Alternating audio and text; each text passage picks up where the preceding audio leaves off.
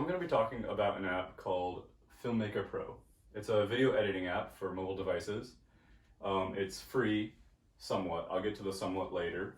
Um, and as I said before, it's for mobile devices. It is an editing app, as I said, for short or long videos. You just download the app on Google Play or the App Store, and you are ready to edit apps or edit videos just like that. It is extremely user-friendly, and it is for professional videos in less than 5 minutes. You can obviously spend more time and make longer videos and put more time into it, but if you just are trying to get like little short professional-looking videos, you can really edit them in 5 minutes or even less. I went out and I shot a bunch of footage when I went fishing once a few weeks ago, just to get used to the app, and I know a good amount about video editing. I normally work with Premiere Pro, but this was just like super easy to get to learn and just figure out. And I was able to edit a short little fun video, like good transitions, good everything, just really fast. It really has a lot to offer. And some of the things it offers is its features. It has, of course, video editing. It has audio tracks that you can add in, text overlays, and many more things like great transitions, great music, just a bunch of different options. So, as I said before, it's mostly free.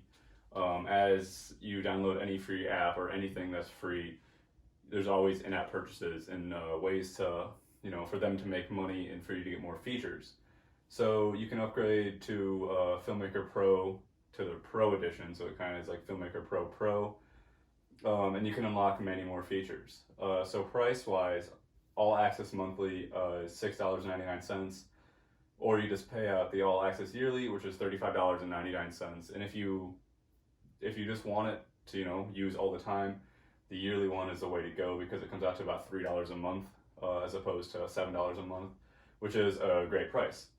You can also pay for something called Legacy that removes the watermark for it, and that's $29.99 with other features as well. So the free version is great. Like as I said, I was able to throw together a really good video short. In the free version, I didn't want to pay for it. But if you do pay for it, you get more transitions, more effects, more audio, more text. You can remove the watermark. Once that I noticed with the free version is I made a short 2-minute video, able to do everything, make it look good. And then when I wanted to export it, they kept saying like, hey, you have to upgrade to Pro to export. Like your video is too long. You need to either make it shorter or pay us money, which is fine, it's understandable. And then there's a big watermark right in the left corner as well that would be nice to have without. So they really push you to buy the Pro, but all honesty, like it's really worth it. It's not a whole lot of money. So why would you want to use Filmmaker Pro? Well, first, it's very extremely user-friendly. As I said, I just picked it up with a editing background already and was able to just maneuver it and work and figure out something in 5 minutes. It is hard for beginners to use software like Adobe Premiere Pro. I remember when I first got Premiere Pro, it was like a whole new world. There was so much things everywhere. So this is just very straightforward. You can edit straight from your phone. I know that there is a Premiere Pro app, but it's still very confusing. In this, you just